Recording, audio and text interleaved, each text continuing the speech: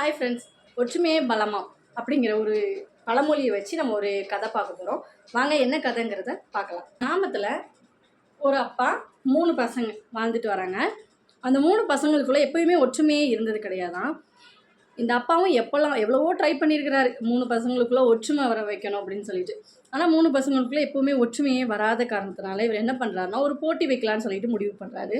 ஒரு போட்டி வைக்கிறார். என்ன போட்டின்னா, ஒரு கரும்பு கட்டை கொண்டு வந்து அந்த கரும்பு கட்டை 3 பசங்ககிட்டையும் காமிச்சு, இந்த கரும்பு கட்டில் உள்ள கரும்பை 2ஆ உடைக்கணும் அப்படின்னு சொல்கிறாரு. அந்த பசங்களும் என்ன பண்ணுறாங்கன்னா, கரும்பு மொத்தமாக கட்டியிருந்த கட்டை பிரித்து ஆளுக்கு ஒவ்வொரு கரும்பு எடுத்து கடன்னு உடச்சி போட்டாங்க. இப்படி உடச்சி போட்ட அப்புறமா 3 பேருக்குள்ளேயும் சண்டை மறுபடியும் வர ஆரம்பிச்சிருச்சு. நான் தான் பலசாலி, நான் தான் அதிக கரும்பு உடச்சிருக்கிறேன்னு சொல்லிட்டு சண்டை வர ஆரம்பிச்சிருச்சு. அப்போ அவங்க அப்பா என்ன பண்ணுறாருன்னா, இன்னொரு கரும்பு கட்டை கொண்டு வராரு. இன்னொரு கரும்பு கட்டை கொண்டு வந்து இந்த கரும்பு கட்டை பிரிக்காமல் உடைங்க அப்படின்னு சொல்கிறாரு. அப்போ 3 பேருமே எவ்வளவோ ட்ரை பண்ணுறாங்க, முடியல. கரும்பு ஸ்ட்ராங்காக இருக்கிறதுனால அவங்களால அந்த கட்டோடு உடைக்க முடியல.